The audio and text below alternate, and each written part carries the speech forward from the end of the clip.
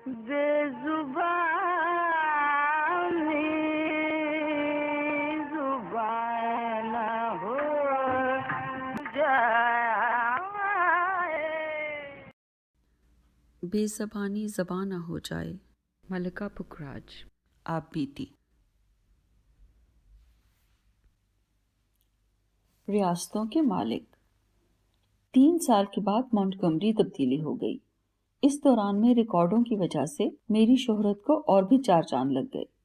دنیا کے کونے کونے میں مشہور ہو گئی. جو گانا ریکارڈ کرواتی ہاتھوں ہاتھ بکتا. گرامو فون والے ہر وقت ریکارڈ کروانے کے لیے خوش آمدیں کرتے. بچوں سے لے کر بوڑھوں تک کو میرا گانا پسند آتا. ہر روز دور دور سے سینکڑوں تعریفوں کے خط معرفت ریڈیو کے آتے. آہنگ رسالہ جو ہر مہینے ریڈیو کا چھپتا تھا اس میں 2-3 تصویریں ہوتی. تصویریں دیکھنے کے بعد عشقیہ خط شروع ہو گئے. ہر ریسٹورانٹ ہوٹل میں ریکارڈ بجتے. ہر ایک یہ کہتا لفظوں کی ادائیگی ختم ہے. لکھنؤ والے کہتے یہ غزل کی قاری ہے. کئی لوگ کہتے ہمیں جس لفظ پر شک ہو صحیح لفظ کیا ہے ہم ریکارڈ سن کر سیکھ لیتے ہیں.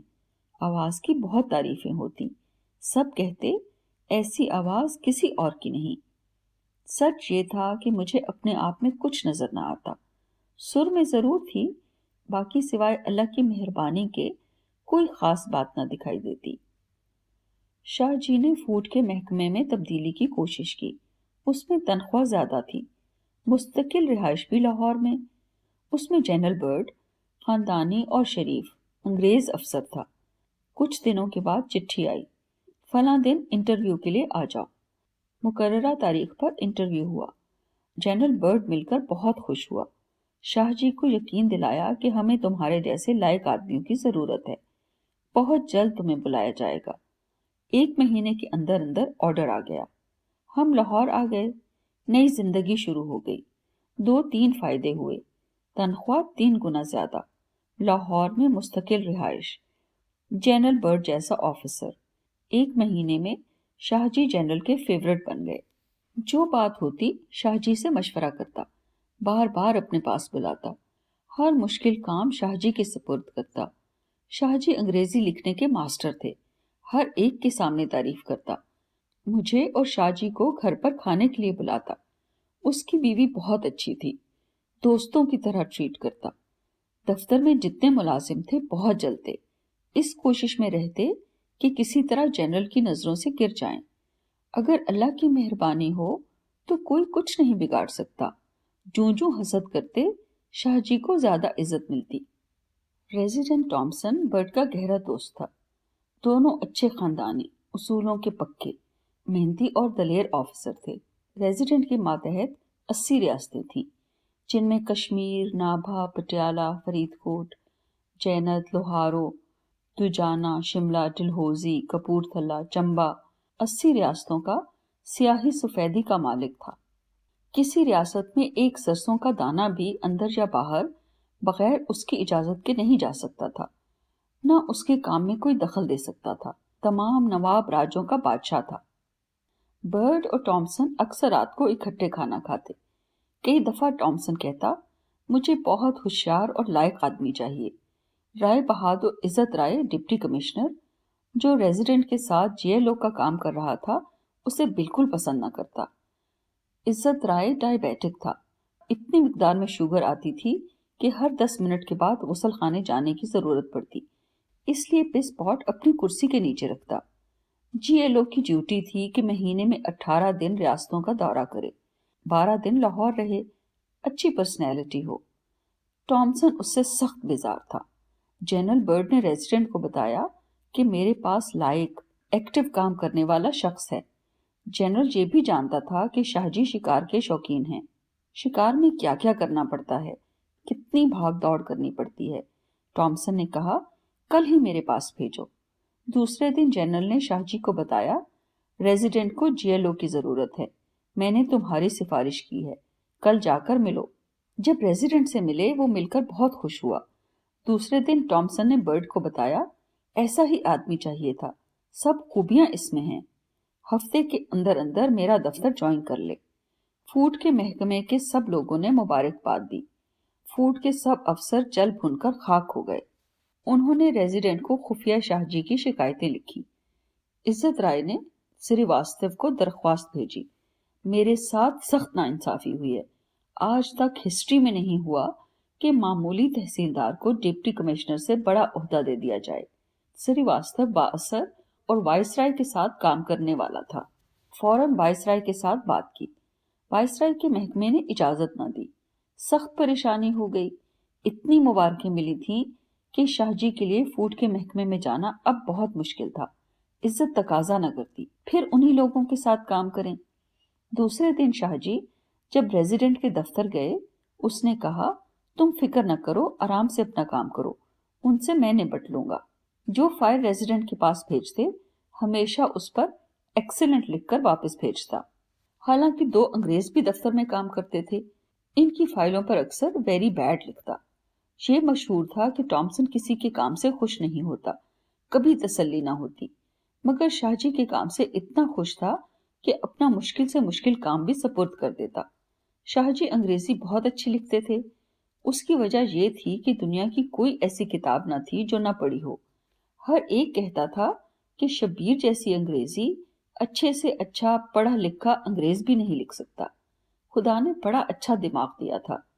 1 महीने के बाद ही रेजिडेंट को इतना भरोसा हो गया कि कोई काम शाहजी से मशवरा लिए बगैर न करता। वायसराय के दफ्तर से अभी तक मंजूरी नहीं आई थी। मंजूरी के बगैर तनख्वाह भी नहीं मिल सकती थी। महीना खत्म होते ही टॉमसन ने कहा, जितनी देर तक मंजूरी नहीं आती, मुझसे तनख्वाह ले लिया करो। शाहजी ने कहा, ऐसी कोई बात नहीं, हर तीसरे चौथे कहता रहता, खर्चे के लिए ले लो। जनरल बर्ड ने बताया, रेजिडेंट हमेशा मेरा शुक्रिया करता रहता है कि मैं तुम्हारा बहुत एहसानमंद हूं। शाहजी के काम करने की स्पीड बहुत तेज थी। हर रोज 200-300 फाइल पढ़कर खत्म कर देते। एक फाइल भी पेंडिंग ना रहती। 1 महीना तो शाहजी सुबह 7 बजे से शाम के 6 बजे तक काम करते रहे। दूसरे महीने ऐसा बंदोबस्त किया कि सुबह 7 बजे जाते और खाने के वक्त घर 10-12 भरी हुई फाइलों की बोरियां ले आते। काम खत्म करके सुबह दफ्तर ले जाते। 300-400 रियासतों से टेलीग्राम आते, उनके जवाब भेज दिए जाते। रेजिडेंट को कभी शिकायत का मौका न मिलता। वायसराय के दफ्तर से हुक्म आया, जितनी देर तक हम मंजूरी नहीं देते, उतनी देर तक ये जीएलओ के दस्तखत ना करे। टॉमसन ने जवाब दिया, जितनी देर तक मैं रेजिडेंट हूं, ये मेरा जीएलओ होने की हैसियत से दस्तखत जरूर करेगा। जब तक मैं रेजिडेंट हूं तो ये जीएलओ है। रेजिडेंट ने कहा, तुम अब रियासतों के दौरे किया करो। 1 साल पहले 1800 की पुरानी स्टेशन वैगन खरीदी थी, जिसमें सामान के अलावा 8-9 आदमी आराम से बैठ सकते थे। रेजिडेंट ने टेलीफोन पर नाभा रियासत वालों को इत्तला कर दी कि जीएलओ आ रहे हैं। दूसरे दिन 3 नौकर और बाल बच्चों समेत नाभा पहुंच गए। जब गेस्ट हाउस में हमारी मोटर दाखिल हुई तो फौरन 15-20 आदमी दौड़कर करीब आए। 10-12 फौजी रियासत की वर्दी में बंदूकें लेकर खड़े थे। उन्होंने बंदूकों से सलामी दी। रियासत के मिनिस्टर, सेक्रेटरी, दीवान सब ने अपना अपना तारुफ करवाया। हमारे पास ड्राइवर नहीं था, खुद ही ड्राइव करते थे। हमें अंदाजा नहीं था कि ऐसी इज्जत होगी। ये सोचकर कि सफर में जा रहे हैं, मामूली कपड़े पहने, बच्चों के कपड़े भी बहुत मामूली। शाहजी नीचे उतरे, सबसे हाथ मिलाया। 2-3 मिनिस्टर मेरी तरफ आए और दरवाजा खोला। मैं शर्मिंदा शर्मिंदा गाड़ी से उतरी। रास्ता दिखाने के लिए आगे गए। जब गेस्ट हाउस का दरवाजा आया तो दरवाजा खोलकर बाहर खड़े रहे। जब बच्चों समेत अंदर चली गई, वो शाहजी के पास चले गए। रियासत वालों ने खुश करने के लिए वायसराय के स्वीट में ठहराया। गेस्ट हाउस किसी मशहूर अंग्रेज औरत ने लाखों रुपए मुआवजा लेकर विलायत से आकर सजाया था। ड्राइंग रूम ऐसी खूबसूरती से सजाया था कि देख के दाद देनी पड़ती थी। खूबसूरत टेबल लैंप और बिजली की फिटिंग ने 4 चांद लगा दिए थे। सोफे की कुर्सियां इतनी नरम थीं कि बैठने से 2 फुट हो जाएं। ड्राइंग रूम में दाखिल होते ही बच्चों ने सोफों पर छलांगे लगानी शुरू कर दी। मुश्किल से नौकरों की मदद से उनको काबू किया। उनके लिए सब चीजें नई थीं। ना कभी इतने नरम सोफे देखे थे, ना वॉल टू वॉल कारपेट। वही मिसाल थी जैसे शीश महल में कुत्ता, मट्टी से भरे हुए बूट। नौकरों को ताकीद की कि उनके साथ रहो। बेडरूम देखे, पिंक और ब्लू। हर बेड पर फूलदार बेड कवर बिछे थे। गुसल खाना तो देखने से ताल्लुक रखता था। असल चीनी की चमकदार टाइलें, खूबसूरत टब, बेहतरीन फिटिंग, पिंक टाइलों पर डार्क पिंक फूल। तमाम गेस्ट हाउस में वायसराय स्वीट सबसे खूबसूरत था। शाहजी का पुराना मुलाजिम जिसका नाम खादिम था, उसको अच्छी तरह समझाया, खुदा के लिए 1 मिनट भी बच्चों से इधर उधर ना जाओ। अगर कोई चीज टूट गई तो बड़ी बदनामी होगी। पूरी हिफाजत रखो। ऐसी खूबसूरत और आरामदेह चीजों के बावजूद बच्चों की बदतमीजी की वजह से सख्त परेशान थी। मालूम होता था पागल हो गए हैं। कभी बेड पर छलांगे लगाते, कभी कुर्सियों पर नाचते, पर्दों को खींचते। बेड के ऐसे स्प्रिंग थे कि बैठने से बिल्कुल जमीन के साथ मिल जाते। बच्चे बिल्कुल फुटबॉल बन गए। नाक में दम कर दिया। इतनी देर में शाहजी आ गए। आते ही कमरे देखकर मुंह खुला का खुला रह गया। मैंने तो बहुत कुछ देखा था, मगर शाहजी का पहला इत्तेफाक था। हालांकि उसमें कोई नायाब चीज न थी।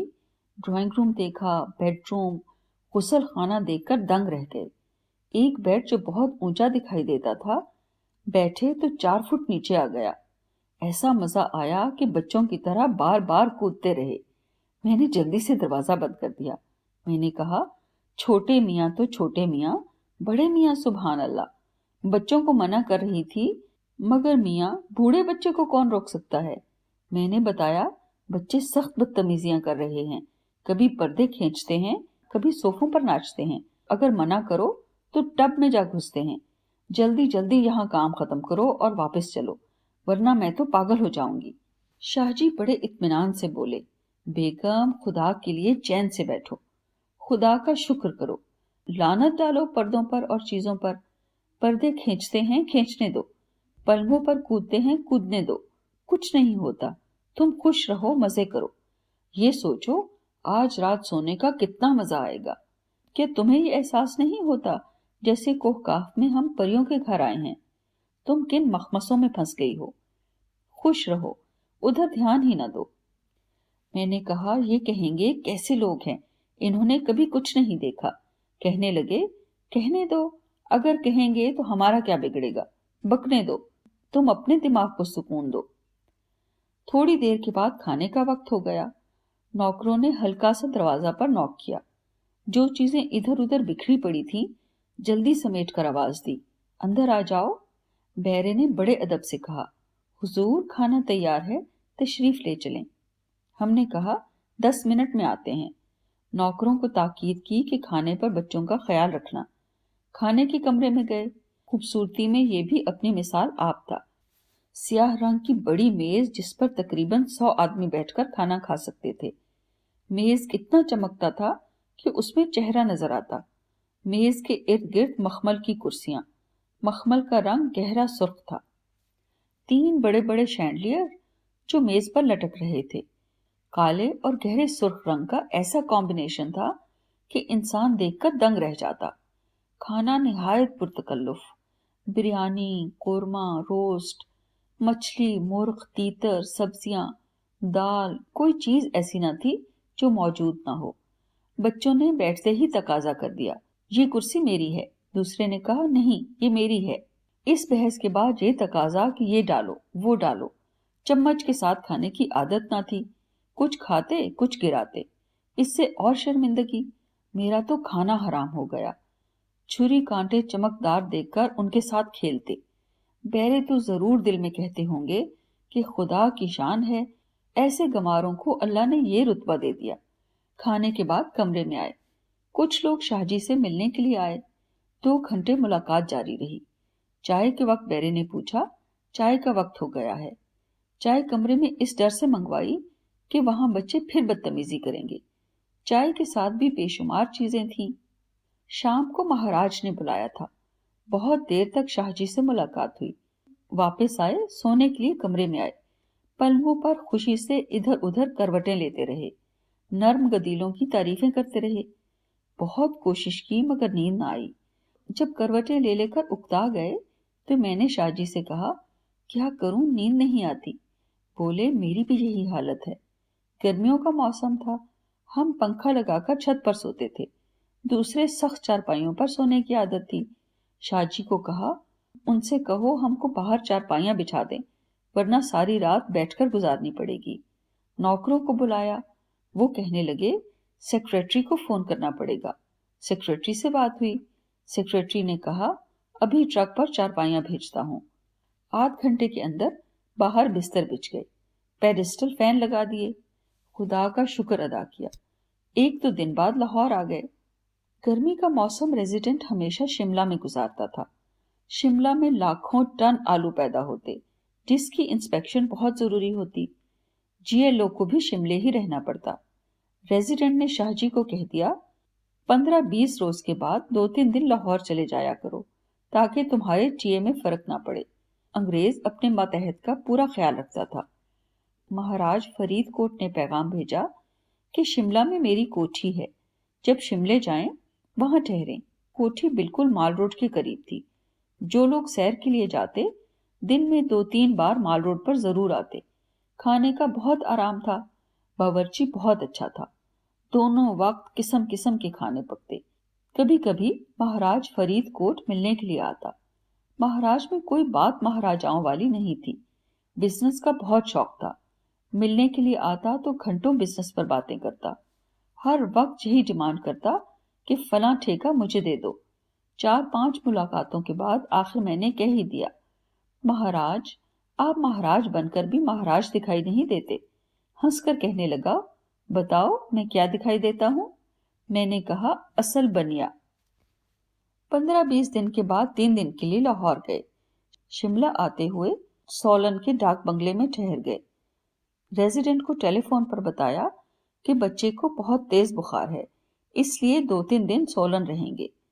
रेजिडेंट इतना हमदर्द था कि 3 घंटे के बाद शिमला से डॉक्टर आ गया, ये सोचकर कि सोलन में शायद अच्छा डॉक्टर ना हो। दूसरे दिन पता चला कि सोलन में बड़ी मजेदार कुश्तियां होने वाली हैं। शाहजी को मुंसिफ बनाया। मैंने कभी कुश्तियां नहीं देखी थी। दोनों पहलवान चादर ओढ़कर अखाड़े में आए। ढोल वाला जोर जोर से ढोल बजाता। पहलवान अखाड़े की मट्टी उठाकर बदन को मलते, एक दूसरे से हाथ मिलाते और कुश्ती शुरू हो जाती।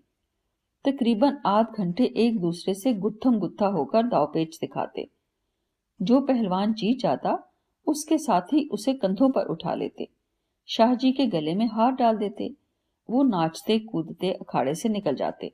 दूसरी कुश्ती शुरू हो जाती। 2-2.5 घंटे कुश्तियां देखी। मेरे लिए ये यादगार थी। सब खेल तमाशों से ज्यादा मजेदार। हर कुश्ती में इतनी एक्साइटमेंट होती जैसे कोई अपना अजीज कुश्ती लड़ रहा है। लड़ने वाले का चेहरा देखकर बड़ा रहम आता। 2 दिन के बाद शिमला आ गए। गर्मियों का मौसम इसी तरह खैर खैरियत से गुजर गया। हर महीने 18 दिन मुख्तलिफ रियासतों का दौरा करते। रियासत दो जाना का महल देखकर ये गुमान हुआ जैसे लाहौर के अंदरूने शहर के किसी मोहल्ले में आ गए। बहुत बड़ा सा पुराना मकान, जिसकी दीवारों पर रंग रोगन न होने की वजह से काई जम गई थी। काई का रंग काला हो चुका था। महल को देखकर शुबा होता ये भूत प्रीतों का घर है। महल के साथ ही हमें ठहराया गया। अंदर से भी दीवारों की ये हालत थी कि बिजली के 10 बल्ब जलाने के बाद भी रोशनी न हुई। शुक्र है ऊपर की मंजिल थी। दो जाना जाकर एहसास हुआ हम उनसे अच्छी हालत में रहते हैं। दीवान बार बार पूछता, किसी चीज की जरूरत तो नहीं, कोई तकलीफ तो नहीं? खाना बहुत उम्दा। बड़ी खातिर तवाज़ो हुई। शाहजी भी नवाब से मिले। छोटी सी रियासत थी। मेरा ख्याल है 100-150 घर होंगे, या शायद 400-500। शाहजी ने बताया कि जहां नवाब रहता था वहां भी यही हालत थी। महल को देखकर अजीब डिप्रेशन होता था। लोहारो दुजाना रियासतें छोटी छोटी थीं। चंबा बहुत मशहूर रियासत थी। शाहजी ने चंबा जाने का इरादा किया। अली रजा अक्सर बीवी बच्चों के साथ लाहौर आता रहता था। कई पहाड़ी गाने और उनकी खूबसूरत धुनें सुनी थी। कई गानों में चंबा के चोगा का जिक्र आता था। मेरी देर से तमन्ना थी कि चंबा देखूं। अली रजा के साथ प्यार भी था। रौनक, दिलचस्प बातें, हर चीज पर शेरो शायरी। अली रजा को बहुत खुशी हुई। डलहौजी पहुंचे। रियासत वालों को इत्तला दे दी। डलहौजी पहुंचते ही 2 बच्चों को मीजल्स हो गए। बुखार बहुत तेज था। रियासत वालों ने डांडियां और घोड़े डलहौजी भेज दिए। यहीं से चंबा जाना पड़ता है। दोनों बच्चों को अच्छी तरह ढांक कर डांडी में लिटा दिया। जो आदमी डांडी उठाते थे उनको ताकीद कर दी कि तेज चलें।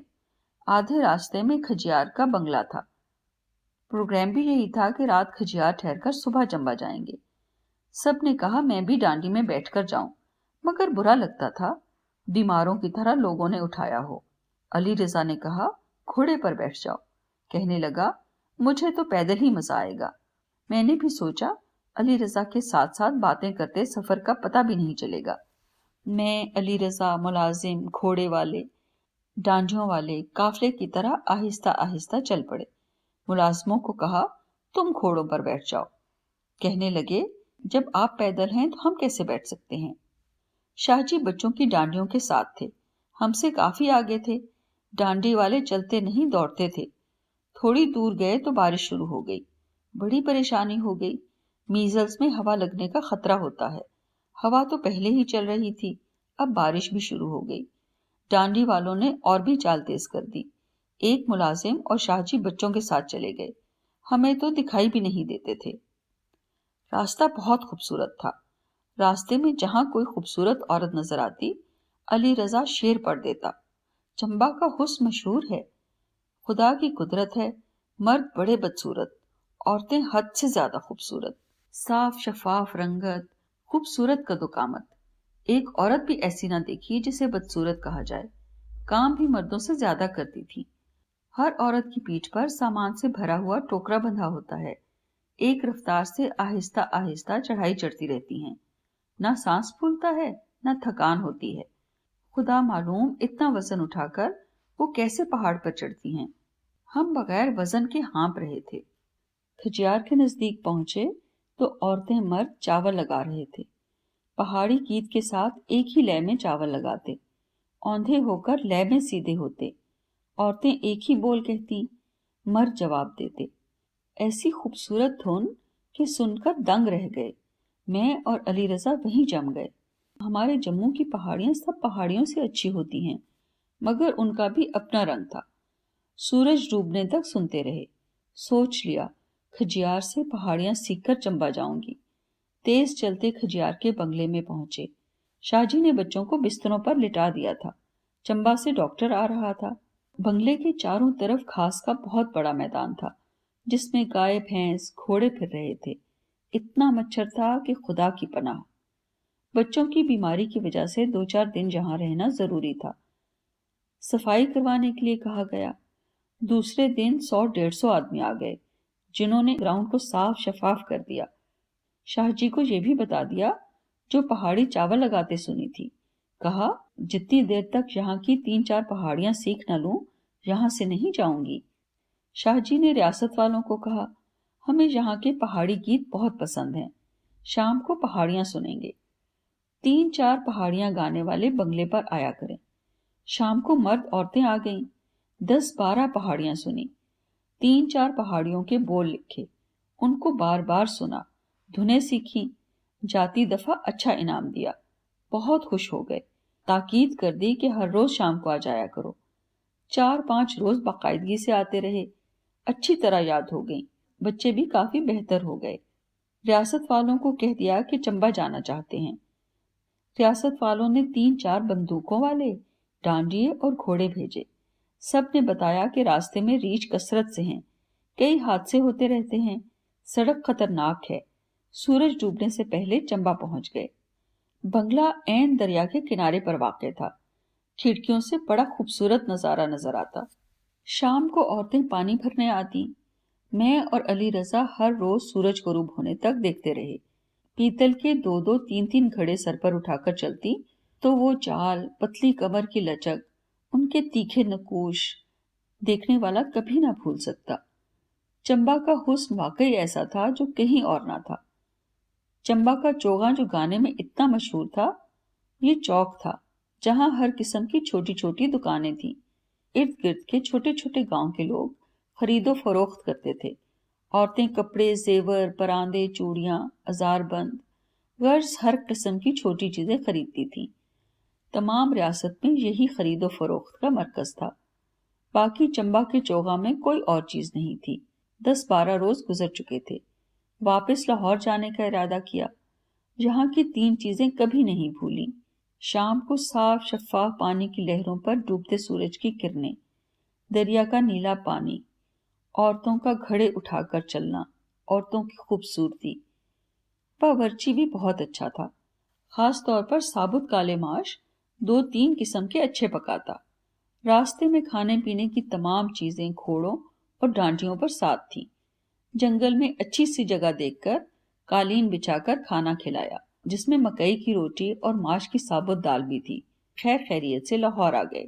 ریزیڈنٹ کی دہلی میں وائس رائے کے ساتھ میٹنگ تھی۔ میں بھی شاہ جی کے ساتھ دہلی گئی۔ وائس رائے نے ریزیڈنٹ کا شکریہ ادا کیا کہ اس دفعہ آلو کئی ٹن پہلے سے زیادہ ہوئے ہیں۔ ریزیڈنٹ کا بہت مشکور ہوں، کبھی آلو کی اتنی فصل نہیں ہوئی۔ وائس رائے کے بعد ریزیڈنٹ کی باری آئی۔ بڑے غصے سے ریزیڈنٹ نے تقریر میں کہا، میری تعریف یا محنت نہیں ہے۔ شاہ جی کی طرف اشارہ کر کے کہا کہ یہ اس نیک مین کی ہمت کا نتیجہ ہے جس کی آج تک تم نے تنخواہ بھی سینکشن نہیں کی۔ سریواستو کو بہت شرمندہ کیا۔ دہلی سے واپس آ کر ریاست سرمور دورے کے لیے گئے۔ راستے میں ایک دو جگہ بڑے بڑے پانی کے نالے بہتے تھے جہاں سے موٹر بڑی مشکلوں سے گزری۔ سڑک کی بھی اچھی حالت نہیں تھی۔ ریسٹ ہاؤس کے آگے بہت خوبصورت گراؤنڈ تھی۔ آس پاس کئی مشہور جگہیں تھیں۔ میں اور شاہ جی سیر کرتے کرتے دور نکل گئے۔ بچوں کو گھر چھوڑ گئے تھے۔ واپس آئے تو دیکھا ملک آف میگنیشیا کی بھری ہوئی شیشی چھوٹا بچہ میٹھی گولیاں سمجھ کر کھا گیا ہے۔ دوائیوں کا بکس ہمیشہ ساتھ ہوتا۔ بے ضروری دوائی سمجھ کر شیشی باہر پڑی رہی۔ میں نے دیکھ کر رونا شروع کر دیا کہ خدا معلوم کیا ہوگا۔ ڈاکٹر کو بلایا، اس نے تسلی دی، اگر کچھ ہوا تو فوراً مجھے خبر کریں۔ حیرانگی کی بات ہے کہ بچہ بالکل ٹھیک رہا، خیر خیریت سے ہنستا کھیلتا رہا۔ سرمور، ناہن، ٹہری گھڑوال سب ریاستوں کا چکر لگا کر واپس آئے۔ اسی طرح جو 80 ریاستیں ماتحت تھیں، باری باری سب ریاستیں پھریں۔ نابھا، پٹیالہ، فرید کوٹ تو کئی بار گئے۔ ہر مہاراج تو صرف ایک ریاست کا مالک ہوتا ہے، مگر اللہ کی مہربانی سے شاہ جی 80 ریاستوں کے مالک تھے۔ خدا کی اتنی مہربانی تھی، اتنی عزت ملی کہ کئی بار یہ بھی ہوتا کہ مہاراج موٹر کا دروازہ کھول کر سوار کراتا۔ یہ عزت اور شان دیکھ کر رونا آ جاتا۔